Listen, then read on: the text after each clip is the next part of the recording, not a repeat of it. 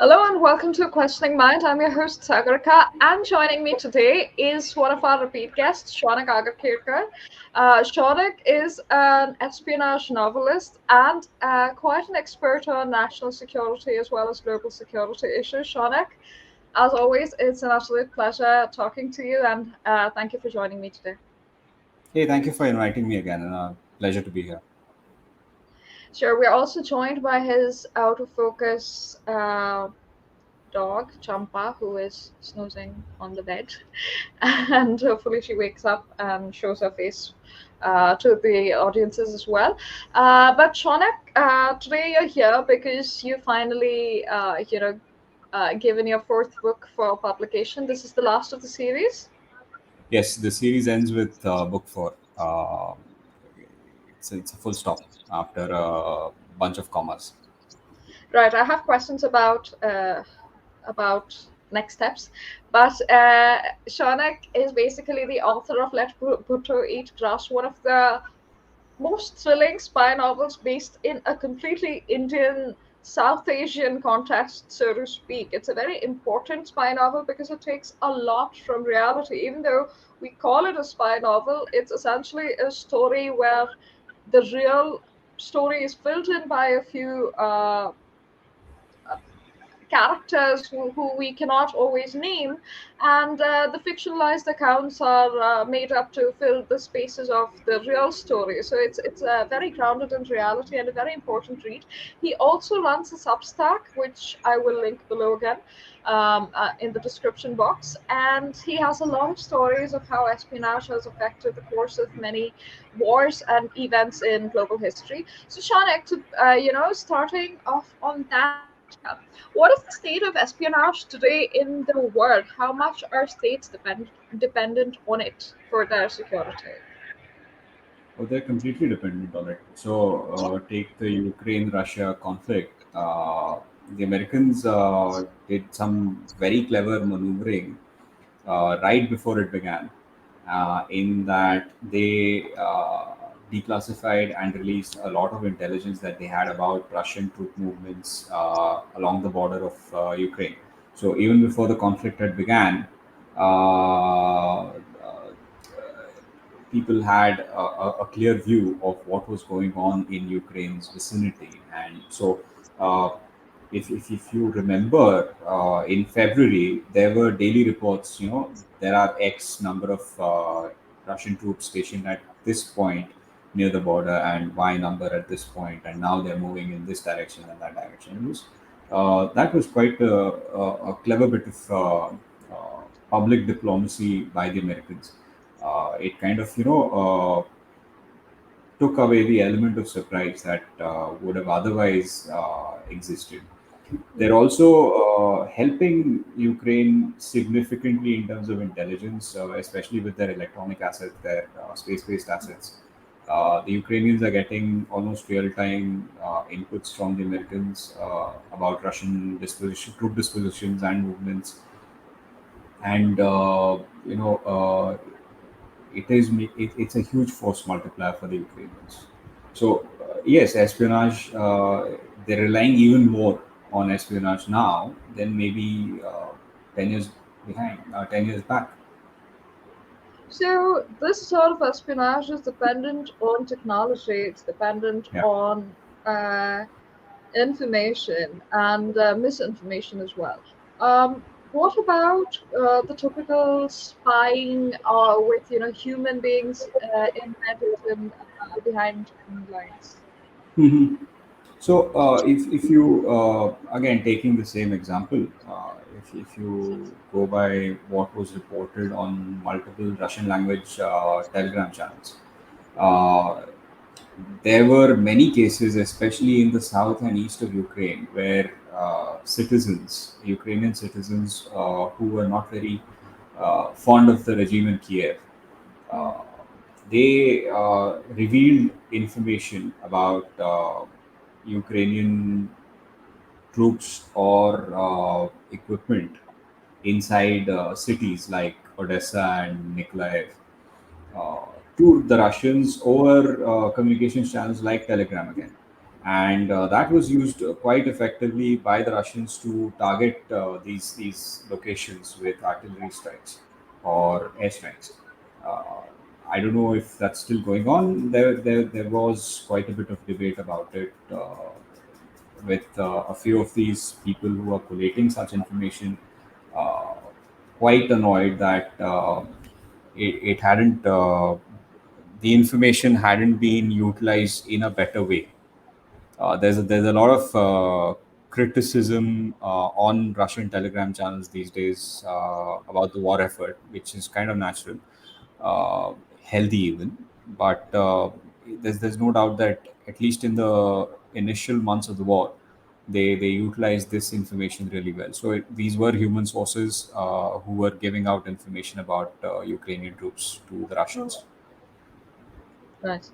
So, I think I've heard of similar stories, please tell me if I'm wrong, with the Gujar Bakarwal tribes in the Kashmir regions where they were shepherds traditionally, and they used Yes. to provide a lot of information, and we had raw agents embedded there as well. Yes. So if you look back to the Kargil War, Mm. information about Pakistani infiltration into the higher reaches of Kargil was given to the Indian Armed Forces by these same shepherds. They were the ones who said, "Look, boss, usually these huts are empty, but they're not empty this time. There are people over there, and they look like Pakistanis." So they are definitely a source of information. At least some of them are a source of information for Indian intelligence, and uh, I'm not sure if our intelligence agents are embedded with them, but there is definitely a give and take kind of relationship where they get intelligence from these people uh, voluntarily. Right. Uh, so, in terms of very notable spies, like some of the kinds that you've written about, Hmm. what are some more recent stories that you can talk about? Because what we've discussed now is more about a collation of information, and I'll come to this information shortly. But Hmm. there's information, and there is a joint effort in sort of utilizing resources that you may already have in a population. So, in Right. terms of personality-based espionage, so to speak, are there any stories that have made a huge difference recently? Recently, so I'll interpret recently to mean something that I've written recently, because I wrote this on my Substack. It took place in 1971. Uh, Towards the end of 1970, it was becoming apparent after the general elections in Pakistan that there was going to be a schism between East Pakistan and West Pakistan. Uh, you had the Awami League get an absolute majority in the Pakistani National Assembly, and the West Pakistanis, which included Zulfikar Ali Bhutto and Yahya Khan, they were not thrilled about it. They did not want to hand over power because they had their own superiority complexes. You know, we are wheat eating West Pakistanis, you are rice eating Bengalis, and stuff like that, which is actually what they said. This is not me making stuff up. This was how they perceived them. So it was obvious there was going to be a crisis and a security issue in East Pakistan. So the Pakistan army started moving uh, reinforcements to the east. They would fly them in C-130 aircraft across India. They had overflight access at that point of time. Then in January 1971, an Air India flight took off from Srinagar, headed for Jammu, but it was hijacked just before it landed, and it was diverted to Lahore. It was This hijacking was done by two Kashmiri men who were cousins, Hashim Qureshi and his cousin. And after landing in Lahore, they were given, a hero's welcome. Uh, Not only were they feted over there, someone as senior as Zulfikar Ali Bhutto went and met them, spoke very highly of them, and everything was hunky dory. These terrorists, these hijackers, they demanded the release of a number of terrorists. Uh, the Indian government refused. All right, and by that time, they had been convinced to let passengers go. So they were under the opinion, someone had convinced them that the aircraft was worth more than the passenger lives, and so they let the passengers go. The passengers were rescued from Lahore, and in due time they were brought back to India. These guys were left with the aircraft, and once that happened, the Indian government told them to get lost.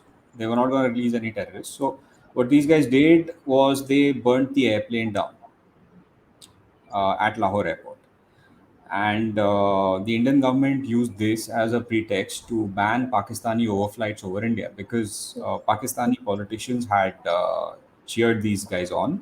They had made it explicit that this hijacking was welcomed in Pakistan. So, all right, fine, no overflights for you.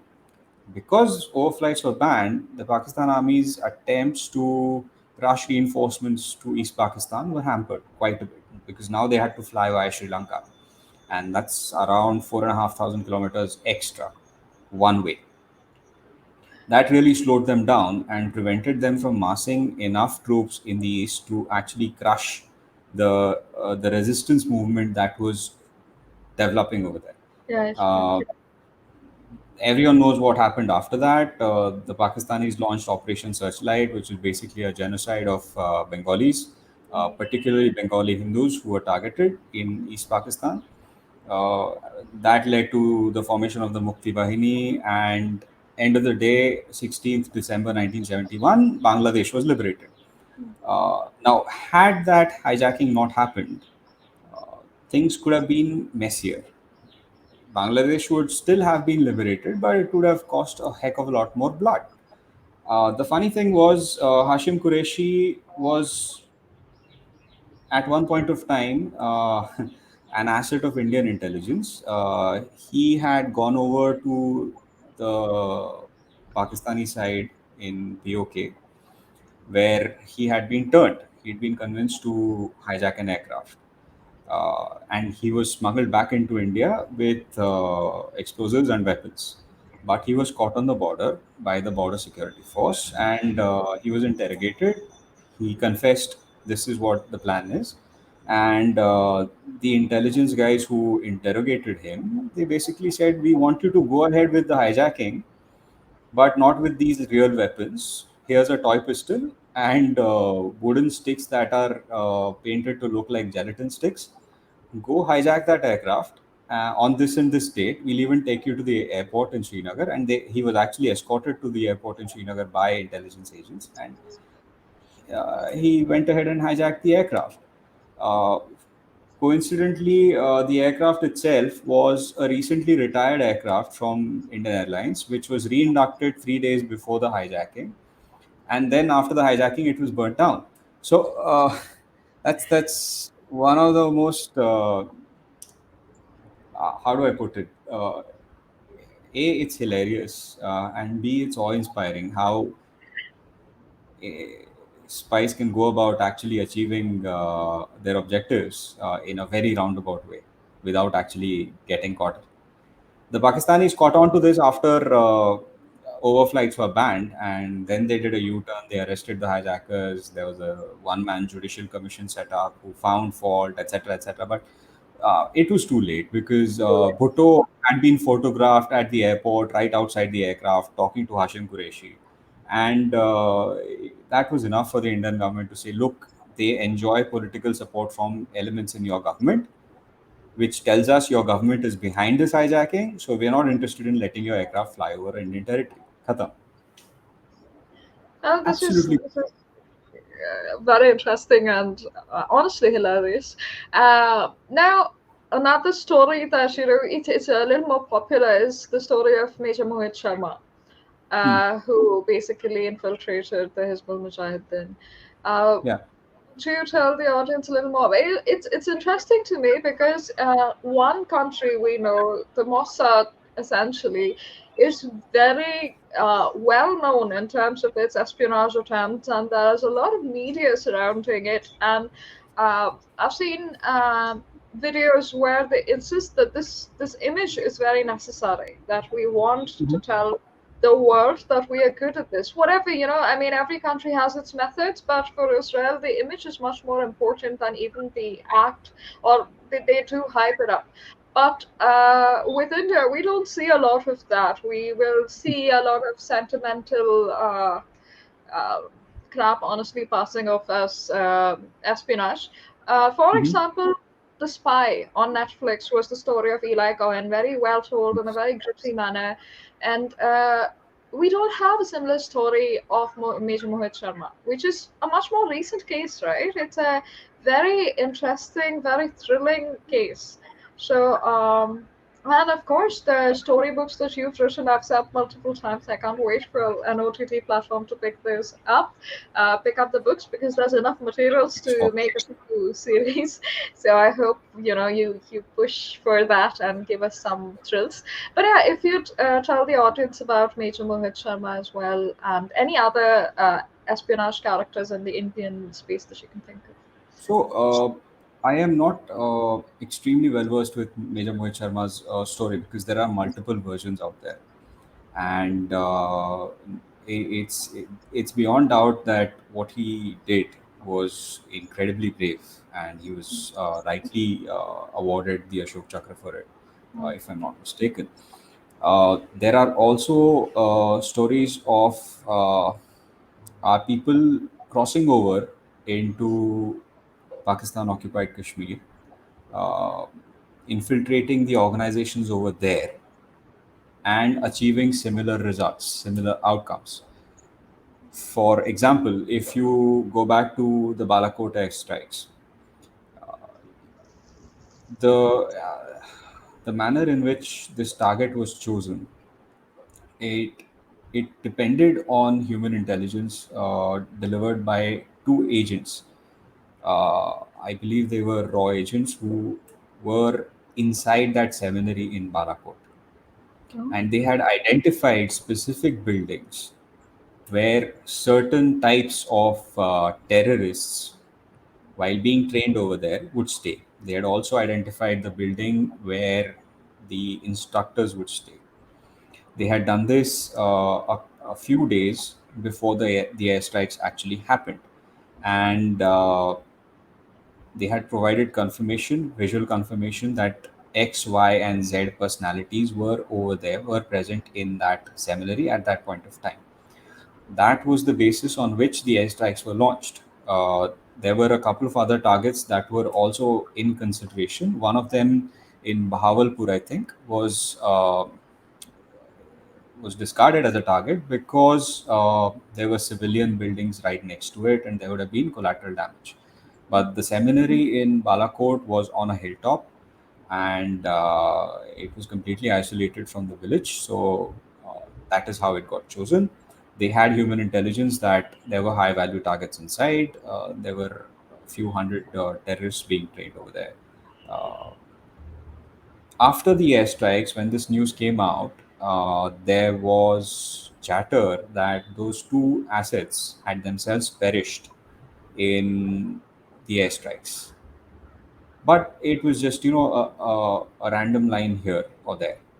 And it's not necessarily believable because if you actually had assets inside that organization, wouldn't you want the people in that organization to believe those assets were dead?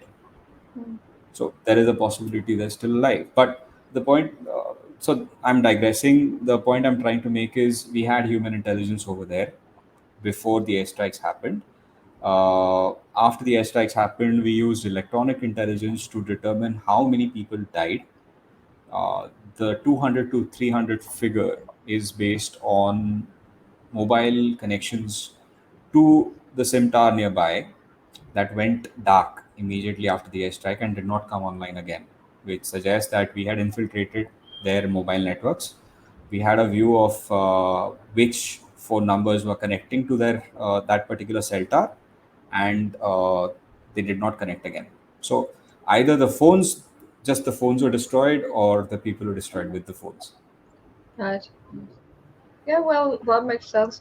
Now, it's very interesting to, I'm sure a lot of audiences find this Mhm. interesting because human intelligence is something that is not spoken of as much as disinformation today is, because it seems to have substituted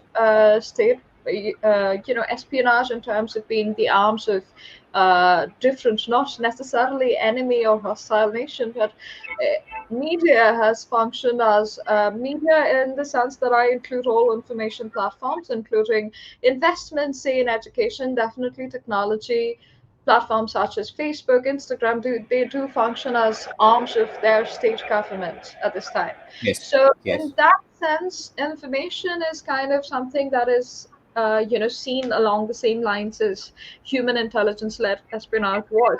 But what this seems to suggest is that in times of actual war and conflict, human intelligence is extremely necessary. It's not just about color revolutions, but the galvanizing or the intelligence, because galvanizing probably has that backing of media information, such as Mhm. probably what we're seeing in what we did see in 2014 in Ukraine, and maybe what we're seeing in Iran right now. I'm not quite sure. There are mixed reports on this, but perhaps they can stand behind personality that is not necessarily uh, truly well as authentic as it is portrayed at this time. However, when it comes to human intelligence in terms of conflict, very targeted conflicts such as the one that you mentioned, the Balakot airstrikes, it seems that human intelligence is still, very necessary.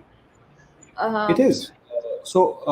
If you, even if you have, as we did, penetrated their mobile networks, mm, and you know that 400 odd connection phones connect to this particular mobile tower in this particular location, which suggests that they are in this seminary. The mm, seminary itself had, I don't know, more than half a dozen buildings, possibly more. Some of those buildings housed children who were studying over there. Now, as a responsible power, the Indian government would not want to cause collateral damage to a building that is sheltering children. That would be a terrible thing, morally as well as from a public relations point of view. How do you determine which building right. those terrorists are resident in? That there's no alternative except for someone to go there, or someone who is already there, to tell you, look, building 1 2 3 good targets, 4 and 5 bad targets because of these reasons.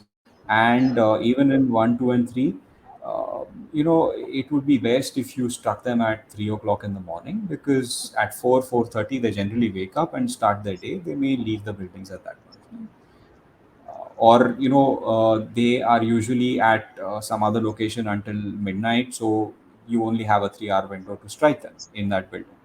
So even if you have an idea of which buildings to strike, the idea of an opportune window to strike them in would be something that human intelligence would tell you. This is not something that technology can tell you very easily, unless they have CCTV cameras inside those buildings focused on those people, and you're able to hack into that.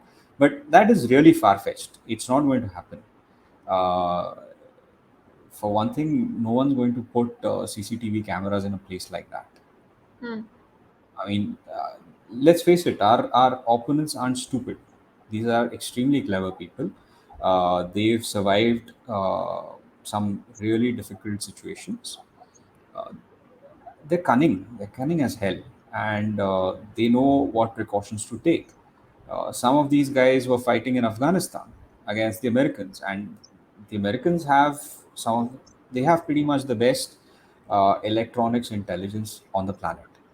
If mm, they've managed to survive that with predator drones flying all over the sky looking out for targets, then they have a certain level of tradecraft which helps them to survive. So in order to defeat them in the manner that we did, you need human intelligence. You can't really get around that.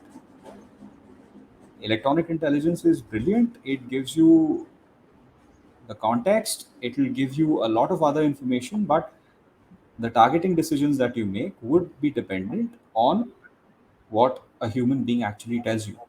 And that human being would have to be either inside or very close to that particular organization.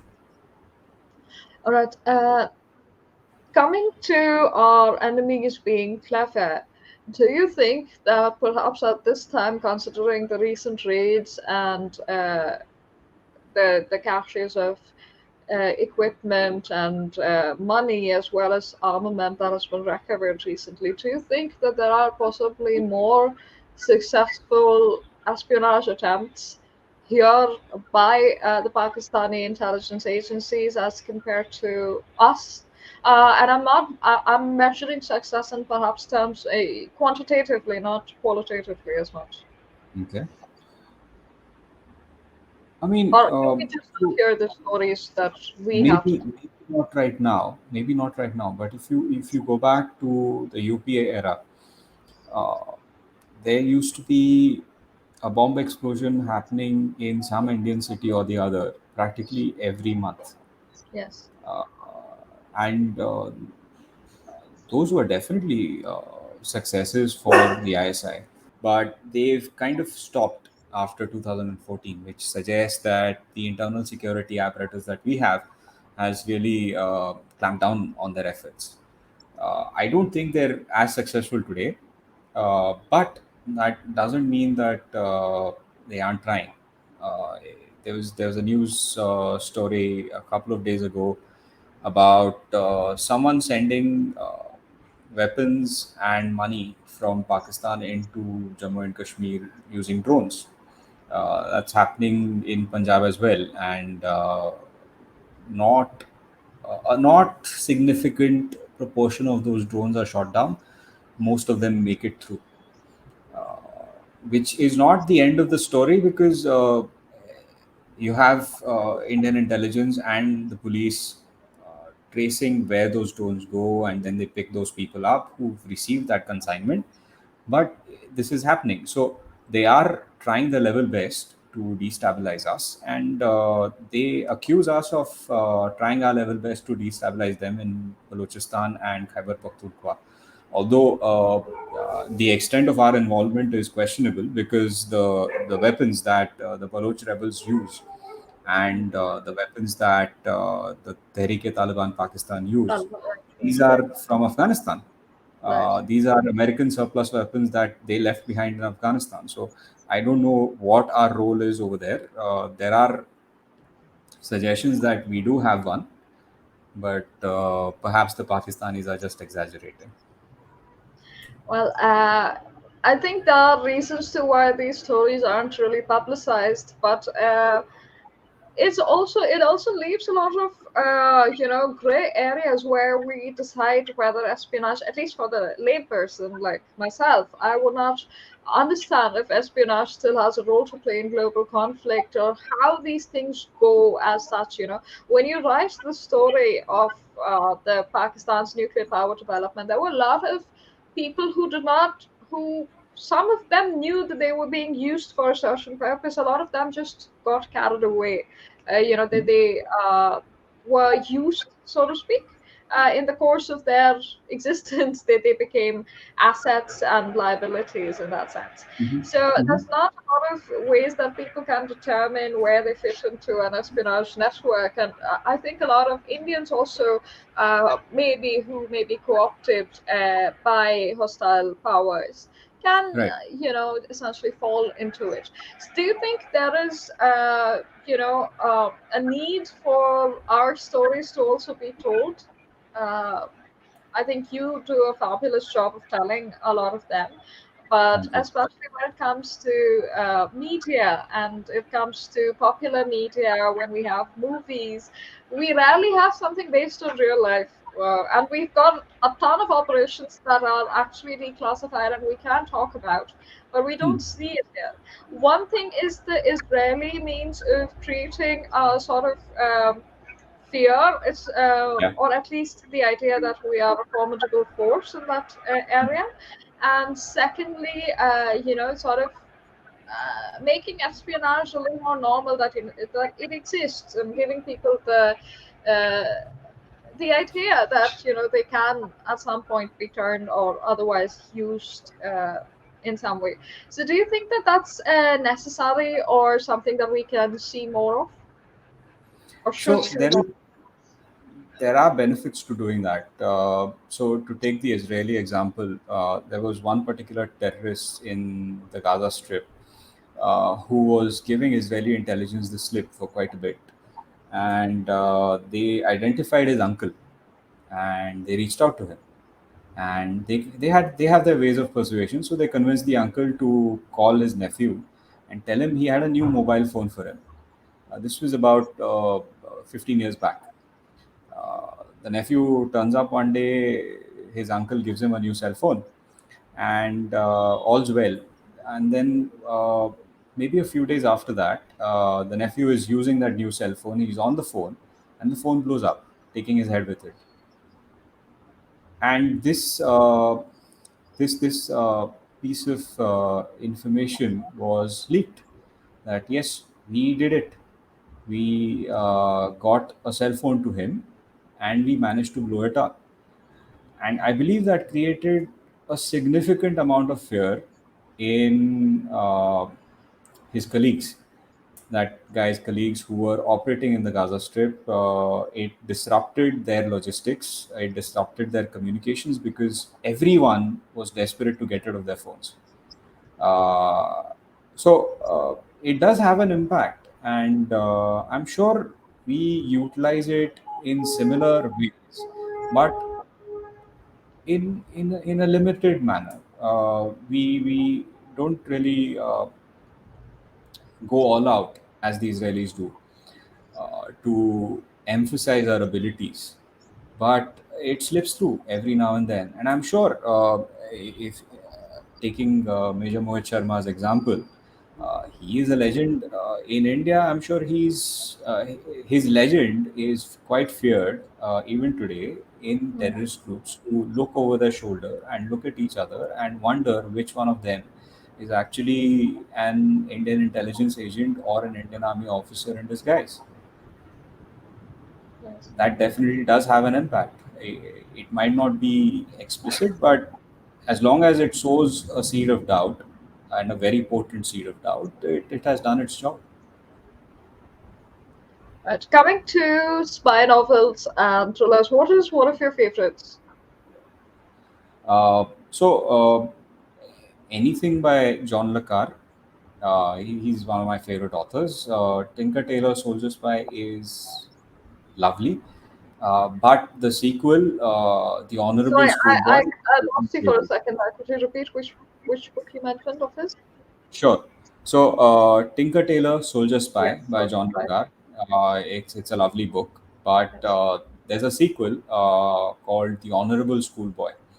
It's much slower, much fatter book, and absolutely delightful. My favorite.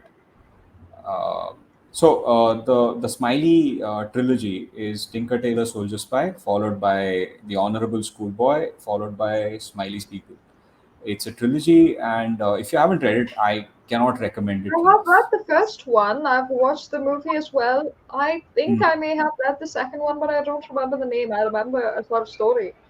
Uh, but I know there's a movie with all of the British characters. You have Gary Oldman, Right. you have Benedict Cumberbatch, you have Tom Hiddleston, and it's a well-made movie. In at Yeah. the same pace that the book progresses in, because the book is a slow one, and John Le Carre is Yes. definitely one of my favorites as well, because he captures the not so exciting phases of Right. waiting and gathering and thinking and understanding that others Right. do not. So, He's the antithesis of Ian Fleming and James Bond. right, right, Right. definitely, He's the thinking spy. He's not the acting spy, in a manner of absolutely. speaking.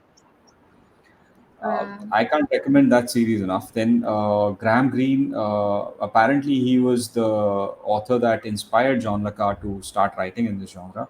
Uh, I read that somewhere. I'm not really certain of its provenance. Graham Greene's book, The Quiet American, is hands down the best spy novel I've ever read. And it's not even a classic spy novel. It's just a story about the human condition with spies in it. It's brilliant. It's like, it's a very short book, about 150 200 pages, Oh, and it ends with a punch in your gut, literally a punch in your gut. So highly recommended. Among modern books in terms of spy fiction, I'll recommend my own. of Be a little course, shameless, of recommend my course, own. absolutely. Uh, there's also a book called Spy Game. I forget the author's name. He used to be a journalist with a British publication. He's written two. I don't remember the second book's name, unfortunately, but I'll send you the details offline. If you want, you can Sure, include them in I'll this. link them all Yeah. down in the description box below. And guys, if you enjoy this conversation and like following spy novels and espionage stories, please do like and share this video because it really helps the YouTube algorithm and maybe more people will listen to Shaunak. And I definitely hope there's a lot more books being picked up because I can't tell viewers how important the story is from so many different perspectives and kind of.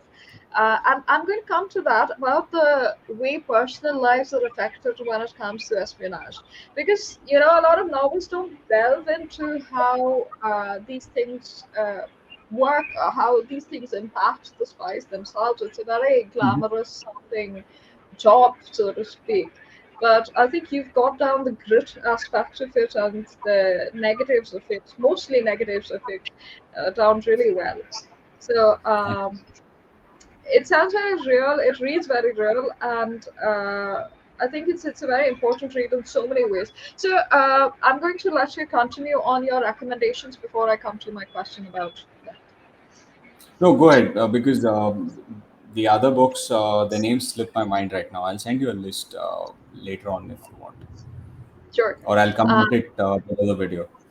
I think you should also publish it on your Substack, an entire list of recommended espionage reads. So, That's a with good a idea. I with think I will. with a short review or something, a bit of a diversion from your usual. Um, yeah, when it comes to actual spies, the kind of impact that the tasks have on their mental health, on their family, structures, on Hmm. their lives as a whole, it's a sad thing. I mean, there are people who are converted and paid or turned by monetary means, and they pass on some information, but they're not often the main characters. Now, when the main Hmm. characters they go toward it with an intent to spy, with an intent to get information, right? Their lives are Yeah. often very negatively impacted. If you could talk about how you've written about this, what insights you have into this. So we know about their condition from news reports about a few of our spies who were caught in Pakistan, and some of them have spent close to 20 years in prison over there before being repatriated to India. Uh, Imagine that. I mean, 20 years in a foreign prison with no communication allowed with your family. Your family thinks you're dead, or if you somehow manage to get word back to them that you're alive, they now know that you're in a Pakistani prison, and they kind of understand what that entails, because an Indian spy in a Pakistani prison is going to be subject to a lot of torture, a lot of beatings. Sarabjit Singh's case comes to mind. He was murdered in a Pakistani prison. His head was bashed in with a brick. These people pay a very heavy price for getting caught in an attempt to get information for our intelligence agencies. It's not easy. There have also been cases where some people claim to have been spies, and their complaint was that they were discarded after their job was done. They were promised certain emoluments over here, but they were never given that. So It's not an easy profession. Obviously, it's a very difficult one, and the costs are the cost of getting caught is extremely high, and it's a cost that is paid not just by the person who actually signed up to do it, but also their families. It's a very dangerous profession and very very risky. So the cost of them getting caught, but the cost of them staying in, and the toll that it takes on their mental health, on their families, just blowing up, honestly, in many ways. Yeah, So the yeah. family life I, blowing up. So I've tried to capture that yes. in my novels. I mean, any spy story worth its salt is incomplete without at least touching upon it. These are human beings; their situations impact them just as they seek to impact the situations they find themselves in. And one of the impacts it has is post-traumatic stress disorder, because you're basically looking for enemies all around you 24 by 7. You're under enormous amounts of stress because you're always fearing that midnight knock on the door or a jackboot kicking your door in. uh, this definitely has impacts on the people involved, and it's kind of admirable how these people cope with it. It's almost awe-inspiring. It is inspiring because the constant stress of looking over your shoulder and, however, you can't ever think that you're good at your job because that's when you get caught. So the constant Yep. stress, living with that stress is just mind-boggling. We have an era when very young people are stressed out by their 9 to 5 jobs, and Hmm. when it comes to real life, some of our own compatriots are living lives where they're constantly looking over their shoulder behind enemy lines. So it's definitely awe-inspiring, and I think you've done a fabulous job of that sort of dark feeling does carry through the novel. Every character has their own. It's not baggage; it's just the atmosphere they live in. It can't be changed. You can't show a, happy, glorious picture full of sunshine there because that Right. mental feeling carries through the novels, I think. So, and that is also what makes John Le Carre one of the best in his category. I think it's Right. not it's not noir as such because that is a sort of superficial imposition of a dark filter over uh, a lot of stories, but this is an eerie sort of, it's something that is captured throughout their lives, and each of your characters has this very well developed act of functioning through that somehow. So, well, again, viewers, do go ahead and try to read these are a much better read. It's a much more fun thing to read. It goes very quickly, so you'll have fun reading it, I think. So when it comes to the name of your book, now it's a very famous quote. Could you tell our audiences, remind them as to why it's called Let Sure. Bhutto Eat Sure. Grass? So in 1965, there was a lot of talk that following our defeat to China in 1962, the government of India had given the go ahead for developing nuclear weapons. In 1965, Zulfikar Ali Bhutto, who was then the foreign minister of Pakistan, in an interview to the newspaper The Manchester Guardian, he said, "If India builds the bomb, we will go hungry, eat grass if we must, but we will get a bomb of our own." And that's where the title of my book series comes from. Let Bhutto eat grass, because that's what he wanted to do, or rather, he didn't want to do it, but that's what he was prepared to do to get his hands on nuclear weapons. Unfortunately for him, his journey ended in 1977 when the military dictator who took power in a coup hanged him, and now you see his countrymen today struggling to put food on their plates. So It's kind of Bhutto, sad, but it's right? a self-inflicted wound. Right. It's a prophecy of sorts then, Yeah. a sad prophecy come to life.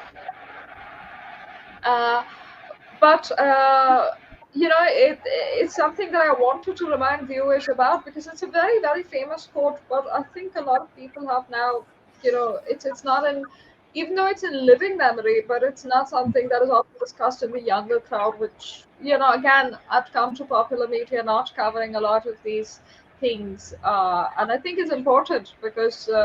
These were pivotal moments in our history, right? In their history as well, in Pakistani history, in Bangladeshi history. So the knowledge systems, and in fact, I see a lot more people more aware about Israeli and American attempts at espionage than about South Asian. I'm using the term a couple of times in this video. It's not something I Yeah, practice, you'll get cancelled but for it. You'll get cancelled in the right wing crowd for it. right. No, it doesn't matter. But this is Indian geographically correct. What I'm subcontinent, talking about, please. well, Indian subcontinent. But when it comes to Pakistan and Bangladesh and India and their stories of espionage, there's a lot less information. But also, Bhutto eating grass is not a matter of espionage so much. The getting of the nuclear power and making it happen. So that sort of excuse me, that sort of passion that this was followed through with. Do you think that the Indian government also pursued it with that much zeal? Pursued getting the hands on Nuclear nuclear weapons. weapons. Yes, nuclear. Yes, we did. We did. We did. So I had the opportunity to review a book about India, Pakistan, and China's nuclear weapons program recently. I reviewed it for Swarajya, and the author brought out this dichotomy or this contrast really well. The Indian leadership, immediately after independence, had a clear understanding of nuclear weapons and their role. Mm, Unfortunately, they let their own personal beliefs, their own personal value system come in the way of actually building them, which was why our first nuclear weapons test was in 1974 and not maybe a decade earlier. The Chinese leadership, which was Mao Zedong and Chao Enlai, were not really comfortable with the idea of nuclear weapons, of possessing nuclear weapons. They yes. started off believing that nuclear weapons weren't needed Mm, because they were steeped in their own culture, which emphasized obedience of the soldier and valor over any of these technological aspects. And also because Mao was unable to reconcile the transformation that nuclear weapons had brought on warfare with Marxist theory.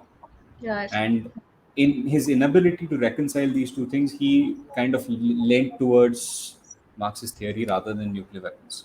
But what happened was, after the Korean War, or rather during the Korean War, once the Chinese intervened and their human wave tactics or their manpower advantage sort of pushed the Americans back, and the Americans threatened to use nuclear weapons on the Chinese troops. That was followed by the first Taiwan Straits crisis in 1954-55, where again the Americans threatened China with nuclear weapons. Mm, At that point of time, the Chinese leadership understood that if we don't have these nukes, we'll always be subject to blackmail, mm, and they kind of did a U-turn. They decided we need nuclear weapons, so they took Soviet help to start designing, acquiring the technology required to build nuclear weapons. Soviet help stopped in 1960, I think, but they continued and they exploded their first nuclear weapon in 1964 or thereabouts. I'm not perfect with dates, but thereabouts. So they started after we did, but they achieved nuclear weapons development much earlier, about a decade earlier than we did, because their leadership, after they accepted it, they had the clarity of thought to go full steam. Unfortunately, we did not. Dr. Homi Bhabha kept advocating for nuclear weapons right from the time. In fact, he started before independence, although he was rather circumspect at that point of time for obvious reasons. Mm. After independence, he was very explicit. We need nuclear weapons, we need nuclear power. Both these things are essential, and we can achieve that. But he did not get the kind of support from the political leadership that he deserved. And had he received that at that point of time in 1947-48, we probably would have been the first Asian power to develop nuclear weapons. So there is that unfortunate aspect of history. Again, uh, it's something that cannot be wished away. Right. I think this is Ashley Tallis's book that you've reviewed for Swaraj. I think this was a couple of days ago. So I'll link that as well below. There's a lot of reading material for viewers to go through after this conversation. So, yeah, about nuclear capabilities, I don't think we suffer from the same lack of zeal at this time. Do you think that, considering the ongoing geopolitical crisis in Hmm. Europe right now, nuclear deterrence is it? There's a lot of talk about how NATO, especially America, is pushing Russia towards in fact, there's talk and even seen in diplomatic circles where they're completely okay with saying that maybe a small nuclear war is okay because they know it's hardly going to be the US that will pay for it. It won't be US citizens. It won't be the state of the US. It will be Europe. So, how does nuclear deterrence function in the present day? It's just moving away from espionage a little bit. Uh, so, as far as policy wonks pronouncements are concerned about a small nuclear war not being a big deal, or that Russia's threats are just threats and they should be ignored. If you think about it, boomers, baby boomers who lived through the Cold War, uh, quite a few of them are actually looking on in horror at Mm. the cavalier manner in which nuclear weapons are being discussed. Nuclear war is being discussed by the current think tank wonks, who hold forth on Twitter. It's absurd. If It's there not barely is, people, right? They are part of big think tanks that come up with these policy decisions that push yeah, these thoughts into popular media. yeah, So it's it's the absurd. It's antithesis of what completely we absurd. I mean, w- right. w- it's like they've completely lost their minds, or they do not understand the gravity of what they're discussing or what they're suggesting. A small nuclear strike won't be a big deal. No, it will be a huge deal, especially for the people that are at the receiving end. But it will not stop there. Why would it stop there? Say NATO strikes Russian formations in Ukraine with nuclear weapons. Do these people seriously assume that Russia is just going to sit on its haunches and take that punishment, when the entire Cold War was, predicated on mutually assured destruction? And it's not like the Russians have given up those weapons; they've actually built more, and they've built better ones. Mm, Uh, they've got they recently unveiled an intercontinental ballistic missile, the Sarman, mm, which was developed maybe over the past decade. Eh, this is nonsense. This is absolutely absurd. The cavalier manner in which people are approaching this topic, and there are sane voices in the United States and in Europe who hopefully have access to the levers of power, and these people are sitting up and saying, "Hang on, support for Ukraine is one thing, but willingly walking into a nuclear conflict with Russia is something completely different. And if you're going from one to the other, then you're an idiot." That's literally, and it is idiotic. It's completely idiotic. You're talking about wiping out humanity from a large continent, at the very least, right? It's the Europeans who will pay the price first, but that doesn't mean that the Americans and the rest of the world will be immune from it. They will face the consequences as well.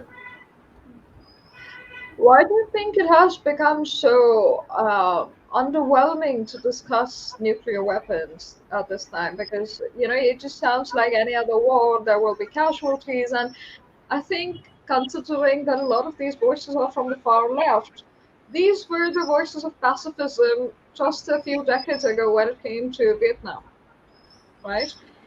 So I don't have a working hypothesis on why it has become so easy to discuss these things. But I read a fairly well thought out Twitter thread that kind of lay the blame for this squarely on the nihilist mindset that millennials in the Western Hemisphere seem to have adopted uh, in both their casual conversations as well as in the way they go about their daily lives. I don't have any insight into whether this is true or not, but it seemed quite convincing, at least when I read it. Maybe that is why it is being discussed in such a cavalier manner. It's not the millennials discussing this. I mean, the millennials give some, add some fat to the fire. But a lot of these discussions are by tenured senior policy think tank. Yeah, but I mean, look, if the Ukraine Russia war hasn't taught us anything else, it ought to convince everyone that people in think tanks don't really have the faintest clue of what reality is. I think, my understanding is that perhaps a lot of them do, but they are, that perhaps they're involved in certain subversive activity, and that is why In they which, yeah, say. maybe, but in either case, their pronouncements are worthless. Right. When it comes to, this, how have you seen the information warfare during this conflict? Who do you think has a better grip on how they are perceived? the the Ukrainian side, NATO basically. Yeah. It's not really Ukrainians. It's NATO running information warfare on their behalf. You have the British entities. There's one called the 77th Brigade. Anyone interested can look it up. It's a it's a UK military, UK Army formation, which is completely devoted to information warfare. It's a brigade-sized unit, which is pretty large. About between 1,000 to 4,000 people involved in doing this. Uh, More interestingly, one of the key people in that unit is also is a part timer who also works at Twitter, and One. yeah. So the guy runs information warfare for the UK Army, the British Army, and he works for Twitter. And this is one case which came out. I'm sure there are other cases as well. Then you have Americans. They have direct access to these organizations. They also have very well-oiled information warfare machines, which we see the impact on Twitter, especially where the Russian point of view is almost non-existent, barring a handful of accounts here and there, which invariably get suspended after they achieve critical mass. It's not But merely the Russian point of view, it's any point of view also calling for peace at this time. Anyway, I think yesterday it yeah, was Elon Musk who suggested a diplomatic way out, and he was shot down, and even President Zelensky responded to him and called him a sort of Russian, to be yeah, on the Russian side, which is not just that. unfortunate So because Zelensky a is never going guy, to. a guy, a guy who used to advise Zelensky. I don't know if he still does it or not, but he was very close to the Ukrainian president. He basically posted a morphed photo of Elon Musk on the body of a Russian-leaning Ukrainian politician who was arrested in Ukraine. It was a very provocative photo, basically a threat to Musk that we know how to fix you. So, and this is after Musk has devoted his communications network Starlink To uh, you. Exactly. to helping Ukraine communicate. not Right. just with the outside world, but also, the Ukrainian military. It's Military. helping them communicate with each other. It's an operational system for them. But this is how he's treated for suggesting peace, suggesting a negotiated peace. So it's pretty obvious, they're not really interested in peace right at this point of time. Right. One thing that I found fascinating is that from the beginning of the war, we've seen Ukrainian leaders come Mhm. on video with portraits of Stephen Bandera behind them. Yeah, We've yeah, seen Azov battalions leave their marks. We've seen the Bucha massacre, where I think Bucha is Bucha massacre, where India and Russia have both called for investigations, and Ukraine and NATO have essentially right. vetoed that. Right. So Hmm. it's fascinating how most of the world, Anglophonic world, the laypersons in the UK, US, who consume information are completely unaware of the realities of conflict and how it's never one-sided, so to speak. And we've seen that throughout, right? We've seen that when in the American Japanese wars as well. We've seen the American perspective when it comes to war stories. It's the American cultural hegemony has a lot to do with it, but now Yes. it's sheer information warfare at this time, because this is an ongoing conflict and we see how every other state fails in front of Western-led information.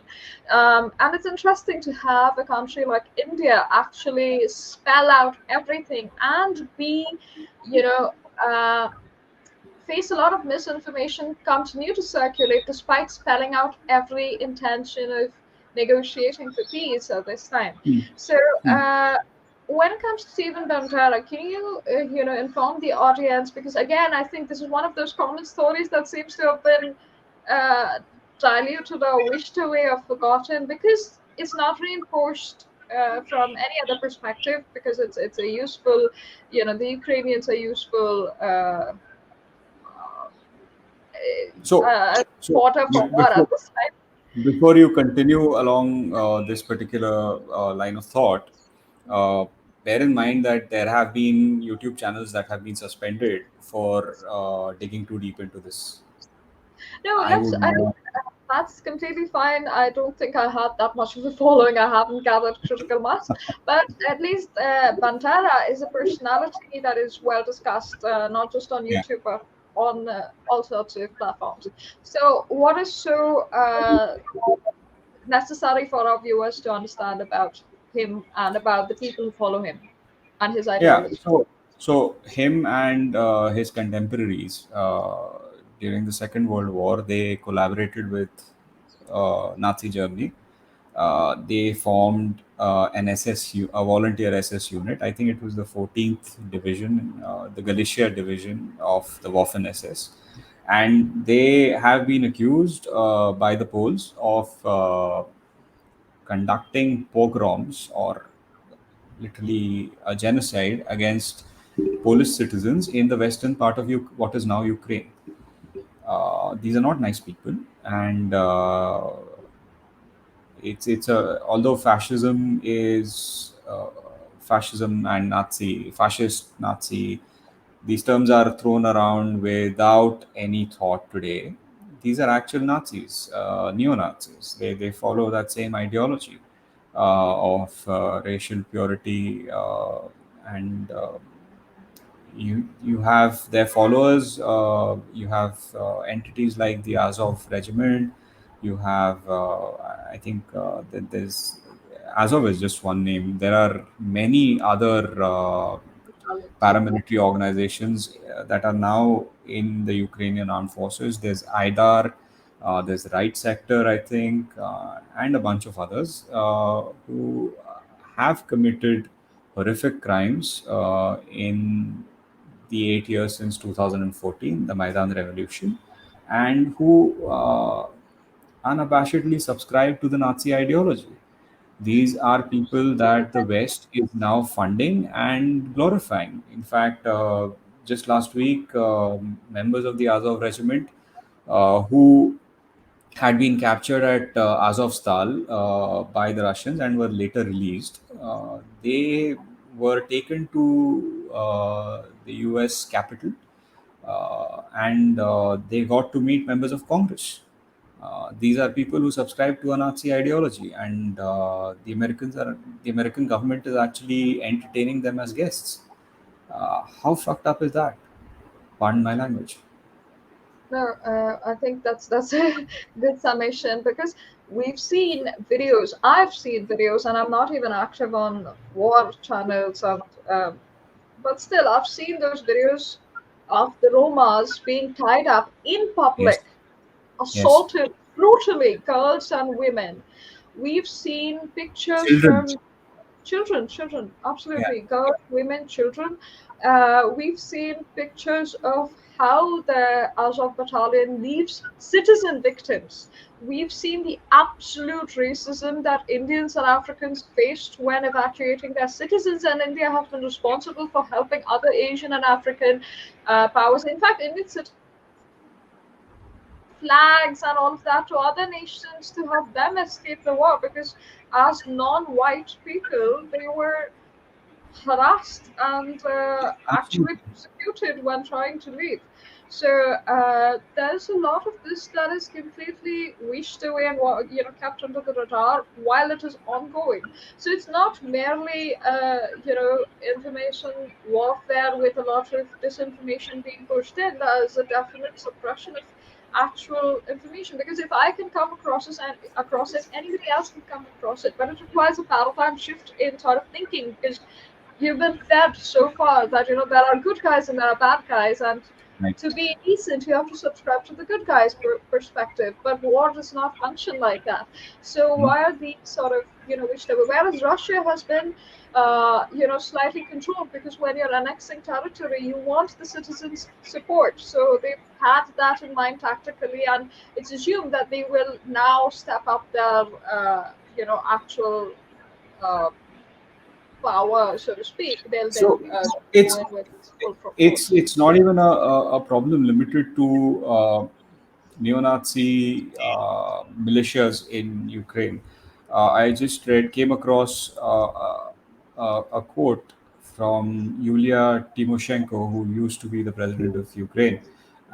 She was asked what would happen to the Russian speaking population of Ukraine who felt an affinity with Russia and were not really comfortable with the Maidan coup and what followed afterwards. And her suggestion was that they would need to be eliminated. This was a former head of state. If any other non-white country uh, his head of state came out with a suggestion like that about an ethnic or cultural minority in their country, they would be held to pay, and rightly so. But Ukraine gets a free pass right now, apparently.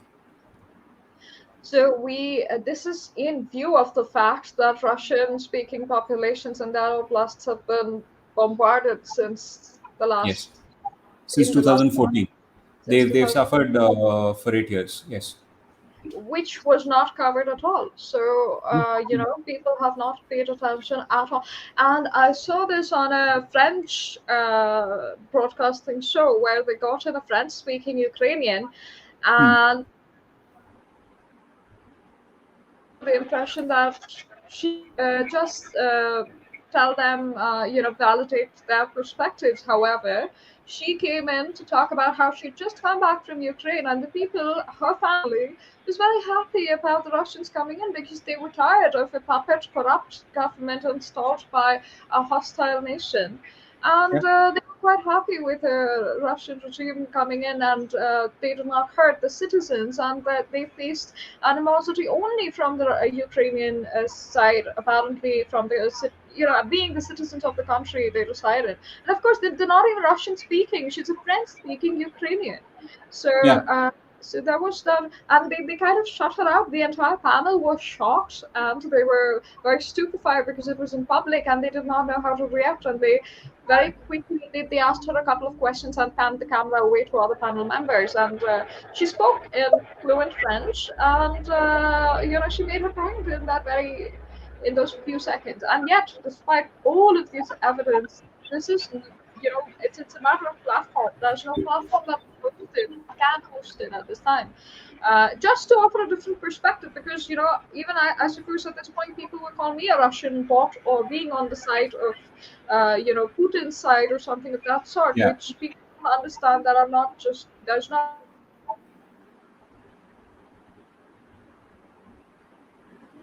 Hey, you're breaking up. I can't hear you.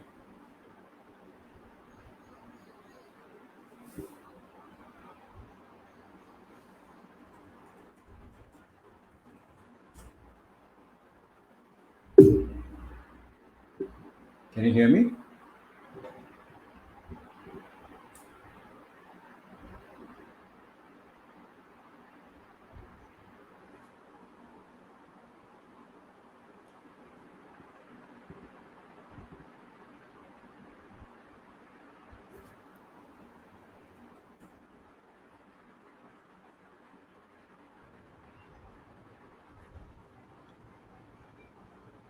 Am I back? I Yeah, you're back now. You're my back national now. Yeah.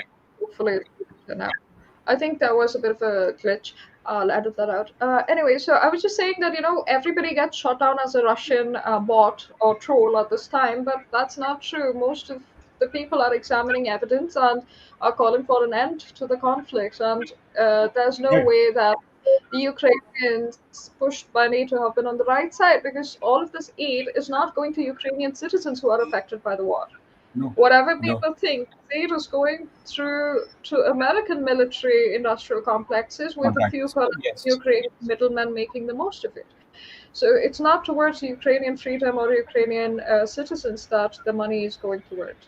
And this is at a time when everything going on in Armenia is being, it's just Ignored. under the it's ignored It's to a completely ignored. point where people do not know about conflict. And this is not taking into account any of the Middle Eastern nations where war is just a way of life now. Yeah, so the conflict in Yemen is completely ignored. The conflict in Armenia is completely ignored.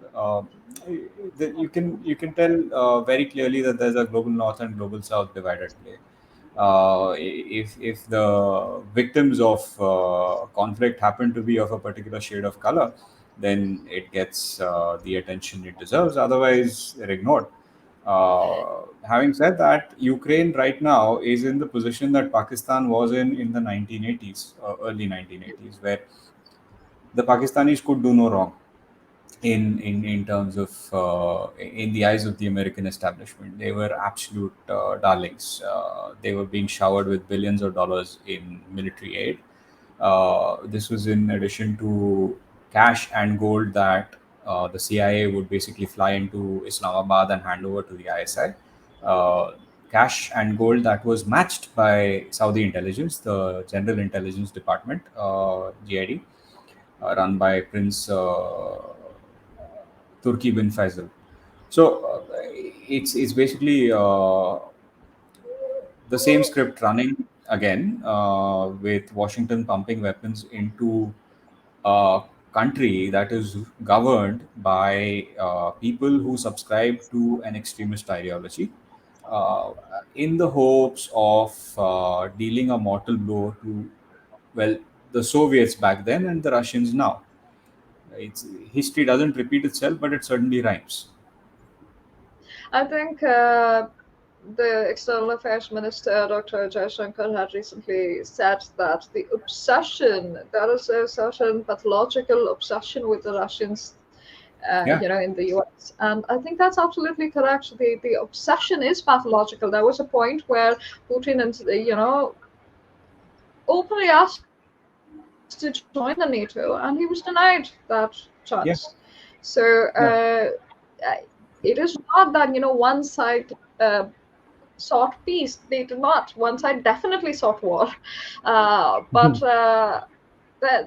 there's also a lot of information warfare when it comes to considering that there's a lot of information warfare when it comes to conflicts like this, very large scale conflicts. I think stating that Ukraine is like Pakistan is a great example. is also a dangerous one, because you can see that Pakistan could do no wrong then. That is also the kind of thought process that a lot of diplomats as well as policy thinkers have carried through to the present day. When you have Yes. an official US diplomat go into Pakistan occupied Kashmir and call it Azad Kashmir. And these are the signals that they send to a rising middle power like India. And so Yeah. we can expect to see this sort of fallout continue via Ukraine. And Germany pays the price. It's not Russia that will eventually pay the price. They're relatively self sufficient in many ways. Yes, And they are it's the by poor China. Germans who are going to struggle. It's the poor Germans who are going to struggle to heat themselves and keep their industries going.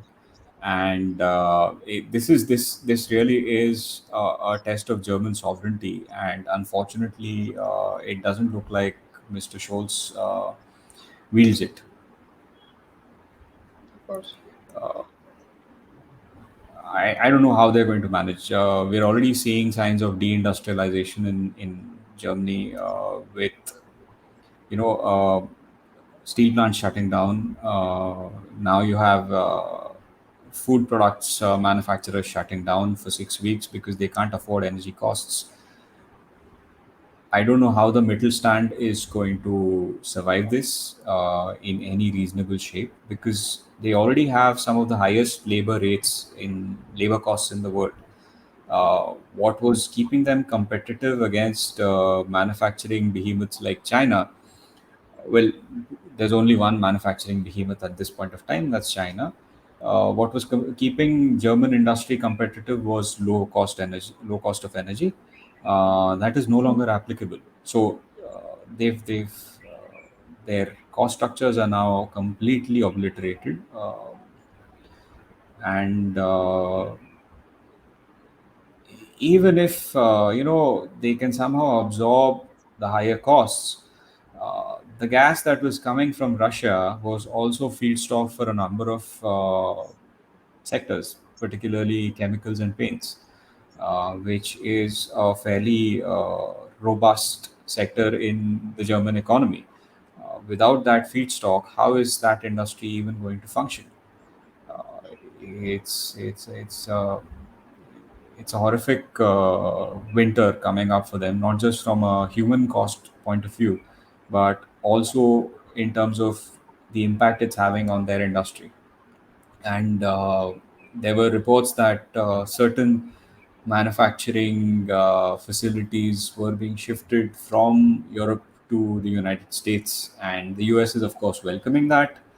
Uh, but once deindustrialization has happened, how will they industrialize again? Will they be able to industrialize again? It's not looking good. Again, the cost of the war is, it's being paid to not the American state, to the American military-industrial complex. Really, it's some members of the Congress, it's some, very elite people and organizations, and that's about it. It's not like the U.S. citizens benefit at all. So at this time, it's just a rogue conflict in that sense. Uh, Right. well, all right, Shaunak, I think we've gone through several different topics and we've gone from espionage to war. And it's been a fascinating discussion as always. I look forward to meeting you again, and I definitely look forward to reading the fourth book. So thanks a lot for joining me today. And guys, please do like and subscribe to this channel. And if you are a bit of a reader, do go and purchase Let Bhutto Eat Grass, because you will not be disappointed. This is an Indian spy novel that that is very gripping, and hits all of those sweet spots that you look for when you're reading a spy thriller. So thanks again, Thank you Shaunak. so much for having me here. Thank you. It was a pleasure. Right. Right.